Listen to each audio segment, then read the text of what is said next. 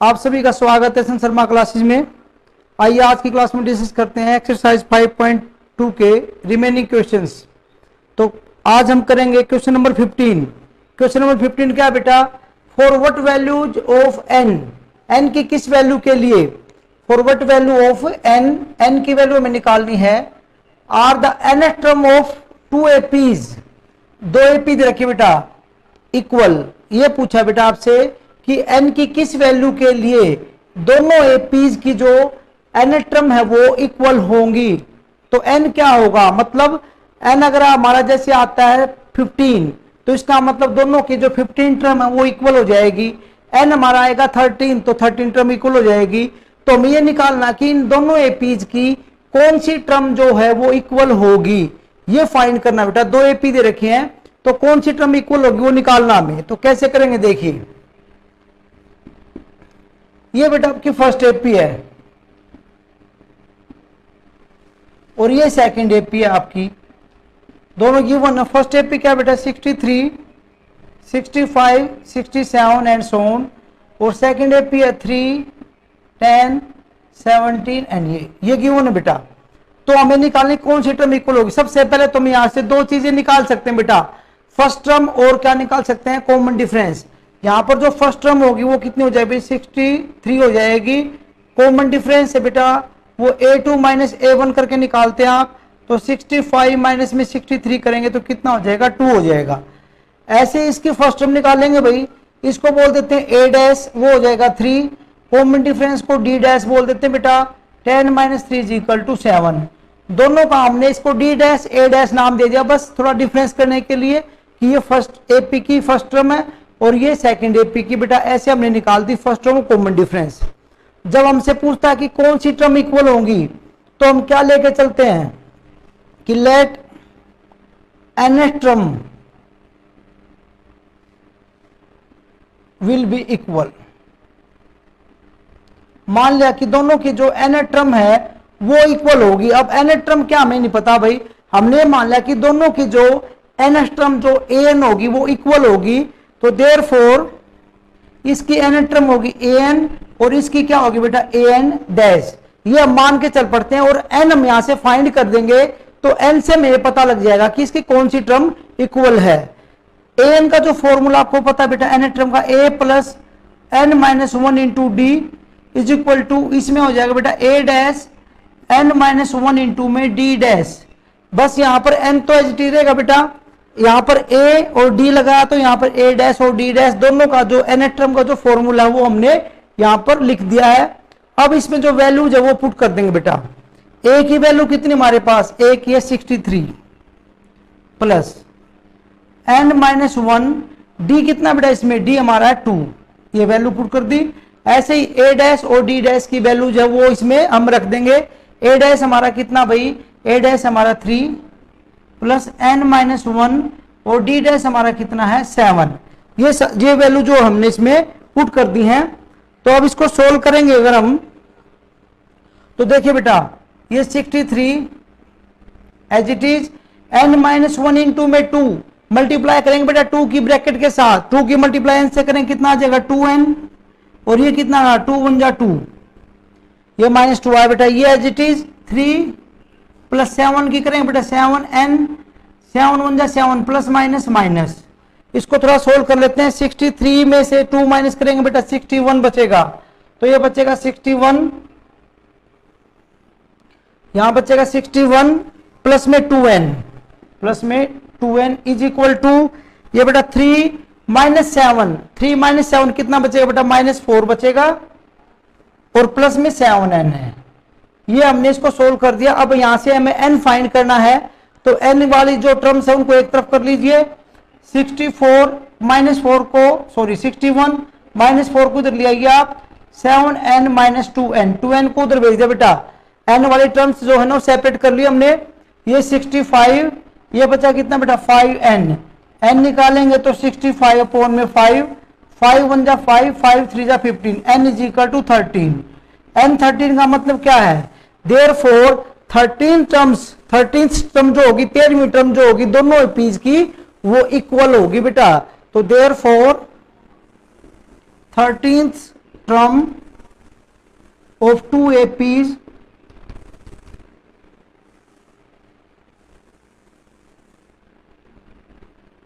will be equal, वो equal होगी। अगर हम इसको फाइंड करके देख सकते हैं, चेक करना चाहे तो चेक भी कर सकते हैं, दोनों की 13 टर्म फाइंड कर सकते हैं, वो इक्वल मिलेगी बेटा। तो ऐसे करना था बेटा, इसको ध्यान से एक बार नोट करें, कोई डाउट हो तो डिस्कस करें। देखिए बेटा 16th क्वेश्चन, 16वां क्वेश्चन कैसे करेंगे देखिए। डिटरमाइन द एपी, एपी हमें फाइंड करनी। इसमें अभी तक जो क्वेश्चन किया हमने, लगभग क्वेश्चन में एपी आपको दे रखी थी, कोई ना कोई कंडीशन लगा के उसमें एन वगैरह पूछते थे बेटा। अब इसमें क्या पूछा, determine the AP, AP he find करनी है आपको, हुज, जिसमें क्या कंडीशन दे रखी बेटा, थर्ड टर्म इज 16, जिसकी जो थर्ड टर्म है वो 16 है। एक तो ये गिवन है बेटा, तीसरी टर्म गिवन है इसमें, वो कितनी बेटा 16 है। एंड सेकंड कंडीशन है 7 term exceed the 5th term by 12, 7वीं टर्म जो है वो 5वीं से कितनी ज्यादा है, 12 ज्यादा है। 7th टर्म 5th टर्म से 12 मोर है। दो कंडीशन बेटा, एक तो थर्ड टर्म पता हमें, इसमें पहली कंडीशन है वहां से पता हमें, वो इससे इक्वेशन बनाएंगे एक हम, और सेकंड कंडीशन ये दे रखी बेटा 7वीं टर्म 5वीं से 12 ज्यादा है। तो कैसे करेंगे देखिए। तो इसमें गिवन में क्या बेटा, हियर थर्ड टर्म हमें पता है बेटा कितनी है, 16 है। तो थर्ड टर्म A3 होगी। इसको क्या लिख सकते हैं बेटा, A प्लस में 2D लिख सकते हैं इसको, is equal to 16, equation number first. A3 को लिख सकते हैं A प्लस में 2D। अब अगली सॉरी अगली कंडीशन जो है 7 टर्म, एंड ये कंडीशन बेटा कि 7 टर्म जो है A7 ये ज्यादा है, किससे ज्यादा है, 5वीं टर्म से। तो इसमें से हम माइनस कर सकते हैं A5 इज इक्वल टू 12, इसका मतलब ये ज्यादा ये कम है, तो ये कितनी ज्यादा है बेटा, 12 ज्यादा। इट मींस इनका जो डिफरेंस है वो 12 है, 7वीं और 5वीं टर्म का जो डिफरेंस है वो 12 है। तो A7 minus A5 is equal to 12। इसको सोल्व करेंगे बेटा, तो A7 को लिखेंगे A प्लस में 6D माइनस ब्रैकेट में लगाएंगे इसको, इस वैल्यू को ओपन करेंगे, A प्लस में क्या होगा 4D is equal to 12। A plus 4D को ब्रैकेट में रखा बेटा, क्योंकि ब्रैकेट के बाहर क्या है, माइनस है। इसको अगर हम ब्रैकेट को हटाएंगे तो साइन चेंज हो जाएंगे बेटा, माइनस A और माइनस का 4D इज इक्वल टू 12। इसको सोल्व करें अगर ध्यान से देखें तो A प्लस और A माइनस क्या हो जाएगा, कैंसिल। 6D में से 4D माइनस क्या, तो 2D बचेगा इज इक्वल टू 12। और अगर D हम यहां से निकालेंगे तो 2 डिवाइड में जाएगा, 2 1 जा 2 6 जा, D इज 6, तो कॉमन डिफरेंस जो आया हमारा वो 6 आ गया बेटा। अब D की वैल्यू को अगर इक्वेशन नंबर फर्स्ट में रख देंगे तो वहां से हमें क्या मिल जाएगा, वहां से A मिल जाएगा। Now from equation first we get, क्योंकि बेटा AP बनाने के लिए हमें फर्स्ट टर्म की और कॉमन डिफरेंस की जरूरत होती है। अगर फर्स्ट टर्म कॉमन डिफरेंस होगा तो हम AP बना सकते हैं। तो इसमें वैल्यू रखेंगे बेटा, A तो रखो as it is, plus 2 into D की वैल्यू हमने निकाली कितनी बेटा 6, यहाँ पे 6 वैल्यू इसमें डाल दीजिए और is equal to 16। A plus ये कितना बेटा 12 ये होगा हमारा 16। 12 को उधर जाके क्या करेंगे, माइनस कर देंगे, तो क्या बचेगा 4 बच जाए बेटा। 16 में से 12 कटेगा तो A इज इक्वल टू 4। तो हमें क्या बनानी, AP बनानी। देयरफॉर AP क्या हो जाएगी भाई 4, फर्स्ट टर्म लिखते हैं सबसे पहले, AP बनाते हैं, तो फिर जो कॉमन डिफरेंस है बेटा D वो फर्स्ट टर्म में प्लस कर दो तो सेकंड टर्म आ जाएगी। तो 4 में अगर 6 प्लस करेंगे अगली टर्म क्या हो जाएगी 10, फिर सेकंड टर्म 10 होगी, फिर से D प्लस कर दो क्या आ जाएगी 16, और फिर से D प्लस करेंगे तो कितना की 22 एंड सो ऑन। ये हमारी क्या बन गई रिक्वायर्ड जो AP है, जो AP हमसे पूछी गई है। तो कोई भी क्वेश्चन आते हैं बेटा ऐसे तो AP पूछेगा तो कोई ना कोई इसमें ऐसी कंडीशन देगा जिनको हम लगाएंगे तो वहां से हम A और D फाइंड कर सकते हैं, और A और D की हेल्प से हम जो AP है वो बना सकते हैं। तो ये बहुत इजी क्वेश्चन था, हमने कर दिया ये क्वेश्चन नंबर 16। आप इसको एक बार नोट करें, कोई डाउट हो तो डिस्कस करें बेटा अभी मेरे साथ। आइए करते बेटा क्वेश्चन नंबर 17। क्वेश्चन नंबर 17 क्या बेटा, find the 20th term from the last term of AP। AP की जो ये AP गिवन आपको, इसकी 20वीं टर्म निकालनी है, लेकिन कहां से निकालनी है, फ्रॉम द लास्ट टर्म। अगर देखो वैसे 20वीं टर्म हमसे पूछते तो 1 2 3, आगे से अगर 20वीं टर्म पूछते तो a20 is equal to a plus 19d करके हम निकाल देते बेटा। लेकिन अब पूछा है कि पीछे की तरफ से जो लास्ट टर्म है वहां से 20वीं टर्म निकालिए। इसका मतलब अगर पीछे की तरफ से हम निकालेंगे 20वीं टर्म तो ये जो होगा 253, ये पहली टर्म मानी जाएगी। जैसे फर्स्ट टर्म ये होगी, फिर यहाँ सेकंड, थर्ड, फोर्थ, आगे जाके कोई 20वीं आएगी तो पीछे की तरफ से काउंट करना बेटा, फ्रॉम द लास्ट। ये देखा ना, from the last term, last term की तरफ से आपने है 20वीं टर्म निकालनी है। तो कैसे करेंगे बेटा? तो इजी वाला मेथड कराता हूं इसमें आपको मैं। यहां पर एपी जो है आपको, एपी इज 3, 8, 13 एंड 253, ये गिवन है। और हम क्या लिख सकते हैं, अगर इसने पूछा कि लास्ट की तरफ से निकालिए, इस एपी को हम जैसे रिवर्स करके लिख दें कि लास्ट टर्म है उसको पहले लिख देते हैं बेटा 253, फर्स्ट टर्म है जो उसको लास्ट में लिख देते हैं, सेकंड वाली जो सेकंड लास्ट हो जाएगी और ये थर्ड लास्ट हो जाएगी, एंड सो ऑन। इसको हमने देखना इतेश कैसे लिख दिया बेटा, उल्टा करके लिख दिया। जो फर्स्ट टर्म थी उसको लास्ट बना दिया, उसको ये सेकंड लास्ट, ये थर्ड लास्ट, जो लास्ट में थे उसको पहले लिख दिया।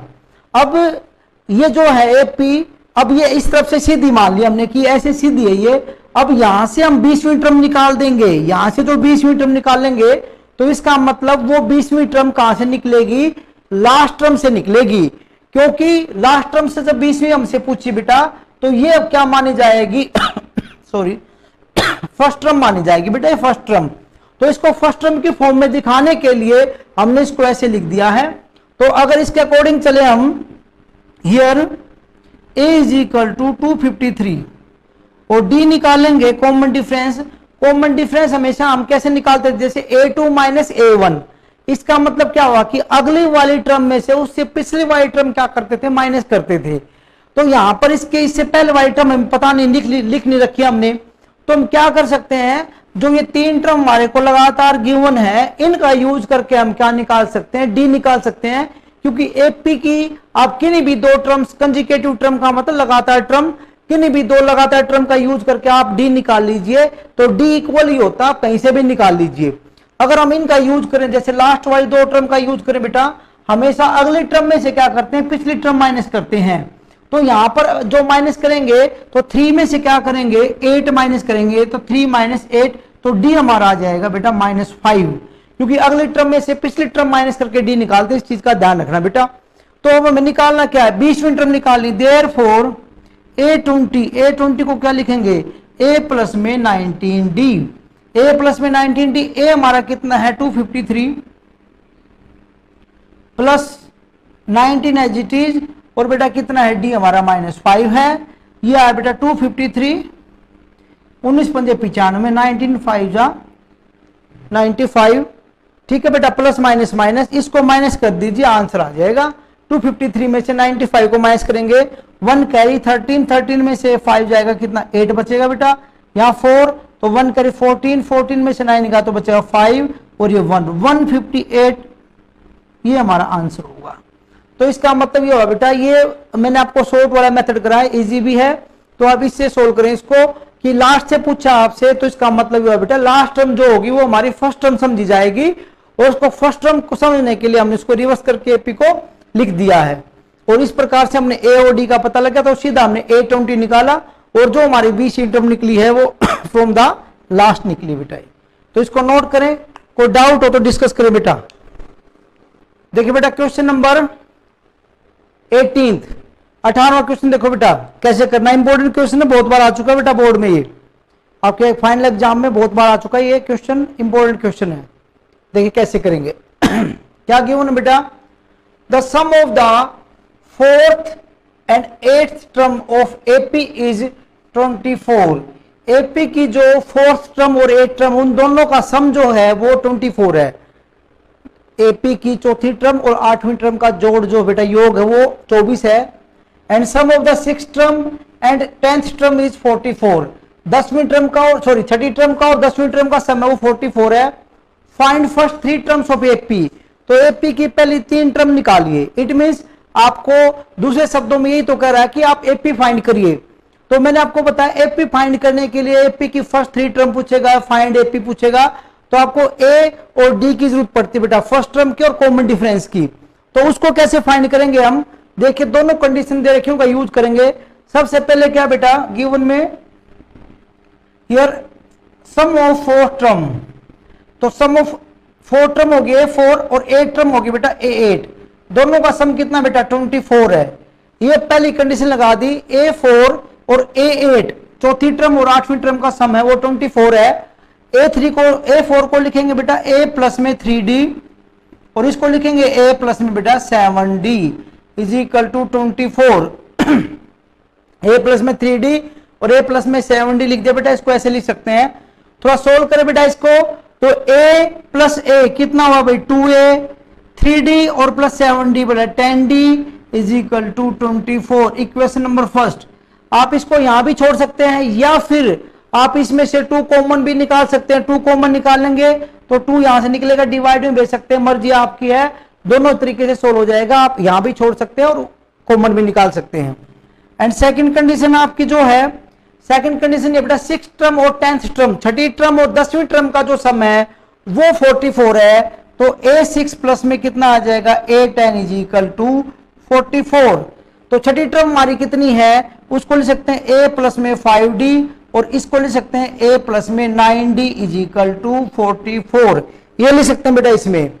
तो A प्लस A कितना हो जाएगा भाई, ये 2A, तो ये आ जाएगा हमारा 2A, 5D और ये 9D कितना हो जाएगा बेटा 14D is equal to 44।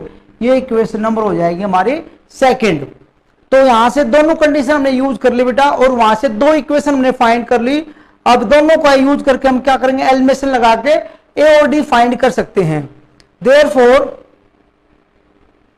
From equation first and second we get, first equation को लिखिए बेटा पहले 2A plus 10D is equal to 24 और सेकंड इक्वेशन हमारी क्या है भाई 2A plus 14D is equal to 44। अब यहां पर देखिए ऑलरेडी नजर आया कि 2A वाली जो टर्म है हमारी वो इक्वल है, तो इसका मतलब साइन क्या है, दोनों का सेम है, तो क्या लिखेंगे सब्ट्रैक्टिंग। अगर आप कॉमन निकाल लेते तो यहाँ A होता, यहाँ A होता तो भी ये कट जाता तो भी इक्वल रहते भाई। तो आप कॉमन में निकाल सकते दोनों में से, फिर दोनों एक ही टर्म में आ जाएंगे, एक ही फॉर्म में आ जाएंगे। अब ये 2A है तो ये साइन चेंज करेंगे, माइनस माइनस और माइनस कैंसिल बेटा, 10D माइनस 14D तो माइनस का 4D बचेगा और ये माइनस करेंगे 24 माइनस में 44 प्लस माइनस माइनस छोटे वाला माइनस होता है भाई, ये कितना बचेगा भाई 0 और ये 20 बचेगा भाई, माइनस का 20 बच जाएगा। ठीक है, माइनस का 20 बचेगा, माइनस से माइनस कैंसिल हो जाएगा बेटा यहां से, और D निकालेंगे तो 4 डिवाइड में जाएगा, 4 5 जा 20, तो D हमारा कितना है भाई 5 आ गया।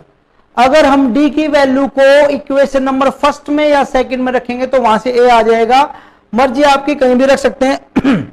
फर्स्ट में रखें अगर तो therefore from equation first we get, equation first में देखें बेटा 2A एज इट इज, ये कितना बेटा 10D, तो 10 इंटू में क्या करेंगे D की वैल्यू 5 आ जाएगी जी इक्वल टू 24। ठीक है बेटा, D की वैल्यू हमने पुट कर दी, यह आया 2A प्लस में आया 50 इज इक्वल टू 24, तो 2A is equal to 24 minus में 50 करेंगे तो 2A is equal to minus का 26 बचेगा, माइनस का 26। अगर हम यहां से A निकाल लेंगे तो A इज इक्वल टू आ जाएगा माइनस का 13, 2 डिवाइड में जाएगा बेटा, काटेंगे 2 1 जा 2 3 जा 6, A is equal to minus 13। अब पूछा क्या इसमें, फाइंड द फर्स्ट 3 टर्म्स, तो देयरफॉर फर्स्ट टर्म हमारी क्या होगी A1 हमारी कितनी होगी माइनस 13, सेकेंड टर्म हमारी होगी माइनस 13 प्लस में क्या कर देंगे D कर देंगे, D माइनस 13 जो है हमारी A1 प्लस में अगर D कर देंगे, ये लिख देते हैं A1 प्लस में D कर देंगे तो सेकेंड टर्म आ जाएगी, सेकेंड टर्म, तो सेकेंड टर्म हम निकाल देंगे, D हमारा कितना 5 है, तो अगर ये कर देंगे माइनस 13 और प्लस में 5 करेंगे तो ये माइनस 8 आ जाएगा। और थर्ड टर्म निकालनी है तो A2 प्लस में D कर दीजिए, A2 हमारा माइनस 8 है, D 5 है तो माइनस 3 आ जाएगा। तो ये आ गया बेटा minus 13 minus 8 minus 3 and so on. ये ऐसे ना लिखे, आप सीधा सीधा लिख सकते थे बिल्कुल। कैसे, थर्ड टर्म वहां निकालनी थी, फर्स्ट टर्म क्या होगी माइनस 13, उसमें डी प्लस करते मैंने आपको बताया, -13 + 5 करेंगे तो -8, फिर उसमें +5 करेंगे तो -3। तो पहले 3 टर्म हमने ऐसे फाइंड कर दी बेटा। तो अच्छा क्वेश्चन है, इसको एक बार ध्यान से समझ के नोट करें, कोई डाउट हो तो डिस्कस करें। 19वां क्वेश्चन देखो, युक्ता बेटा 19वां देखो कैसे है। Subbarao started work in 1995 at an annual salary of ₹5,000। Subbarao जो है वो क्या करते हैं कि एक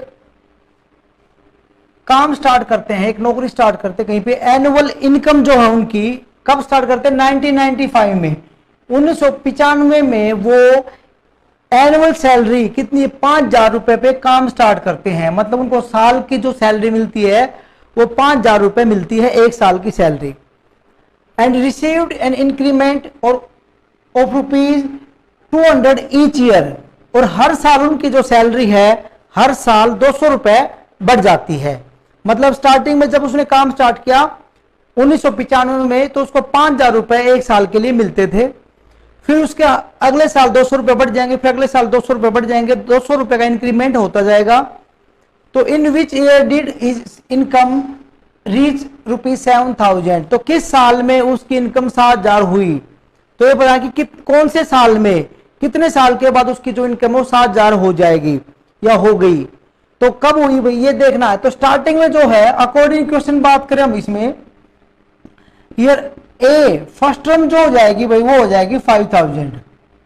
ये 5,000 है वो फर्स्ट टर्म हो जाएगी भाई इसकी। जो 5,000 रुपए उसको मिलते हैं तो इसको हम as a first term treat करेंगे, क्योंकि पहले साल को उसको इतनी जो है वो सैलरी मिलती है और हर साल जो सैलरी बढ़ जाती है। अगर पहले साल उसको 5,000 मिले हैं तो अगले साल मिलेंगे बेटा 5,200 रुपए, क्योंकि 200 रुपए उसकी सैलरी बढ़ गई है। फिर उसको उसके अकॉर्डिंग अगर देखें हम यहाँ पर तो यहां लिख देते हैं 5,000 रुपए उसको पहले साल मिलेंगे, फिर मिलेंगे उसको 5,200 रुपए, और उससे अगले साल देखें तो फिर 200 रुपए बढ़ जाएंगे, तो फिर हो जाएगी उसकी सैलरी 5400 हो जाएगी, ऐसे फिर 5600 हो जाएगी। मतलब 200 ऐड हो जाएगा, क्योंकि हर साल उसकी जो सैलरी है उसमें जो इंक्रीमेंट है वो 200 रुपए का हो रहा है बेटा। तो यहां पर फर्स्ट टर्म हमारी 5,000 हो जाएगी। कॉमन डिफरेंस हो जाएगा बेटा कितना? ये हो जाएगा 5,200 और माइनस में 5,000 करेंगे तो 200 रुपए हमारा कॉमन डिफरेंस हो जाएगा 200। अब आखिर में जाके उसकी जो सैलरी है, आखिर में जाके सैलरी है वो कितनी होगी? 7,000 होगी, आखिर में जाके होगी 7,000। अब ये बताना कि 7,000 जो सैलरी हुई उसको 7,000 तक पहुंचने में कितने साल लगे। तो कितने साल में 7,000 हुई, तो इसका मतलब आखिर में जाके जो लास्ट सैलरी उसकी वो 7,000 है। इट मीन्स वो इस एपी की लास्ट टर्म होगी। तो लास्ट टर्म को हम क्या लिखते हैं? एन लिखते हैं। तो एन इज इक्वल टू हो जाएगा भाई 7,000। तो बस वही है बेटा, क्या निकालना है? एन निकालना, नंबर ऑफ ईयर्स। तो एन इसमें फाइंड करना है। अब आपको पता फॉर्मूला आपको पता ही है कैसे लगाएंगे हम। तो क्या लगाएंगे बेटा? देयरफॉर ए एन का फॉर्मूला लगाएंगे, n is equal to a plus n minus 1 into d. N term का फॉर्मूला हम लगा देंगे, इसे वैल्यू पुट कर दीजिए भाई। वैल्यू पुट करेंगे तो देखिए यहां पर एन जो है वो कितना हमारा, वो 5,000 है, सॉरी 7,000 है, 7,000। ए हमारा कितना बेटा? 5,000 है। n माइनस 1 और डी हमारा कितना बेटा? 200 है। ये वैल्यूज हमने इसमें पुट कर दी बेटा, यहां से n निकाल लेंगे। तो आप पहले इस 5,000 को ले जाके माइनस कर दीजिए, कितना बचेगा बेटा? ये n माइनस 1 इंटू में क्या बचा? ये बचा भाई 200। इसको माइनस किया बेटा, ये कितना? 2,000 बचा। और ये n माइनस 1 और 200 क्या उसके मल्टीप्लाई में, तो मल्टीप्लाई वाला कहा जाता है बेटा डिवाइड में। इसको डिवाइड में लिया बेटा, 2 जीरो से 2 जीरो कैंसिल हो जाएंगी, 2 1 जा 2 और ये 0 बेटा। तो ये कितना आएगा बेटा? n sorry 10 is equal to n minus 1 और n निकालेंगे तो 1 इधर आके माइनस हो प्लस हो जाएगा बेटा। तो n इज इक्वल टू 11। तो इसका मतलब 11 साल के बाद, 11 साल के बाद उसकी सैलरी जो है वो कितनी हो जाएगी? कितनी हुई बेटा? 7,000 हुई। तो इसका मतलब जो इसका आंसर आ जाएगा वो आ जाएगा 11 ईयर्स। तो देयरफॉर आफ्टर 11 ईयर्स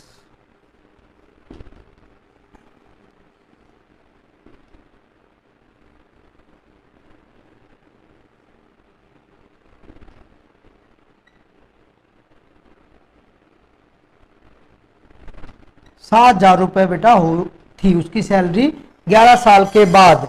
तो 11 साल के बाद कितनी थी उसकी सैलरी? 7,000 रुपए थी। तो बेटा एक बार इसको नोट करें, कोई डाउट हो तो डिस्कस करें जल्दी से। देखिए बेटा लास्ट क्वेश्चन 20वां क्वेश्चन है, बिल्कुल 19th क्वेश्चन 19वें क्वेश्चन की तरह है बेटा। क्वेश्चन को समझे, क्या गिवन है, क्या फाइंड करना है इसमें। Ramkali save ₹5 in the first week of year. साल के जो पहले सप्ताह में रामकली 5 रुपए सेव करती, बचाती बेटा, 5 रुपए उसने अपनी बचत में रखे। एंड देन इंक्रीज हर वीकली सेविंग्स बाय ₹1.75। मतलब फिर उसने अपनी हर सप्ताह जो वीकली सेविंग्स थी उसको बढ़ा दिया। कितनी बढ़ाया? ₹1.75, 1.75 रुपीज, ₹1.75 उसने। मतलब ये था कि पहले सप्ताह का इतने रुपए बचाए, तो अगले सप्ताह जो बचाए हैं उसने बचाए हैं ₹6.75। मतलब इसमें इतने जुड़ जाएगा, तो इतने रुपए उसने बढ़ा दिए, इतने बढ़ा के उसने बचत में रखे हैं। फिर अगले सप्ताह फिर इतने रुपए बढ़ा दिया अपनी सेविंग में। जैसे पहले सप्ताह ये, तो अगले सप्ताह उसने ₹6.75 करे भाई। फिर अगले सप्ताह फिर बचत करी उसने, तो फिर उसमें 1.75 ऐड कर दो। तो हर सप्ताह उसने जो अपनी वीकली सेविंग्स है वो इतनी बढ़ा दी इसने। तो इसने बताया कि देन nth वीक हर वीकली सेविंग, nth वीक जो आया, अब n क्या हमें पता नहीं भाई, nth वीक जो आया आगे जाके उसकी सैलरी जो है वो आखिर में, सॉरी उसकी जो सेविंग जो है, सैलरी सेविंग सॉरी, उसकी सेविंग जो है वो जाके ₹20.75 हो गई भाई आखिर में जाके। कब? nth वीक में। nth वीक में उसकी जो सेविंग्स है वो ₹20.75 हो गई है। फाइंड द n, n निकालिए भाई। n क्या है यहाँ पर? n का मतलब भाई कितने सप्ताह के बाद हुई उसकी सेविंग। क्वेश्चन में वही पूछा है लेकिन थोड़ी लैंग्वेज इसकी थोड़ी चेंज कर दी है। तो बिल्कुल वैसे ही बेटा देखिए कैसे करेंगे। हियर फर्स्ट वीक में सेविंग जो है ₹5, तो ये हमारी फर्स्ट टर्म हो जाएगी। और सेकंड टर्म सॉरी डी जो है इंक्रीमेंट जो करा उसने इंक्रीज करी, जो अपनी सेविंग इंक्रीज करी बेटा, वो कितने? ₹1.75, ये डी होगा हमारा। और आखिर में जाके सैलरी सेविंग जो उसकी है वो कितनी है? ₹20.75 है। ये उसकी एन टर्म है। तो एन फाइंड करना, साफ साफ बोला भाई इसमें। तो वही फॉर्मूला अप्लाई करेंगे भाई एन टर्म का। तो देयरफॉर एन टर्म का फॉर्मूला आपको पता है, n is equal to a plus n-1 into d. ये हो जाएगा बेटा एन टर्म का जो फॉर्मूला है। वैल्यू पुट कर दीजिए भाई, इसमें एन आ जाएगा। एन कितना भाई? 20.75, ए कितना है? 5, n-1 और डी कितना है? 1.75। अब क्वेश्चन तो वैसा ही बिल्कुल, बस कैलकुलेशन जो पॉइंट्स में डेसिमल में उसका ध्यान रखना भाई थोड़ा सा। अब 5 को उधर ले जाके माइनस करेंगे आप, तो 20.75 और माइनस में 5 करेंगे, n-1 इंटू में 1.75 रहेगा बेटा। 20 में से ये 5 माइनस करेंगे तो 15 बच जाएगा, तो ये बचेगा 15.75 और ये है n-1 और ये 1.75, ये बचा बेटा। तो इसमें हमने माइनस किया, देखो माइनस करोगे तो ध्यान से करना बेटा। जो 20.75 था, जब 5 को माइनस करेंगे तो ऐसे करेंगे तो 5.00, दशमलव के नीचे दशमलव, पॉइंट के नीचे पॉइंट आता बेटा, ऐसे माइनस करा इसको मैंने। ये बचा 5, ये 7, ये 0.1 कैरी, ये बचा 15, तो ऐसे बचता बेटा। तो इसको माइनस करेंगे तो 5 के आगे डेसिमल लगा के 2 जीरो लगा सकते हैं, इसका ध्यान रखना, कैलकुलेशन वर्क में आप गलती ना करें। तो इसको अगर हम निकालेंगे n को, तो ये जो आएगा 15.75 ये एज इट इज है हमारा। इसको डिवाइड में अगर लिया है 1.75 को इज इक्वल टू n-1। अब इसको सोल्व करेंगे भाई।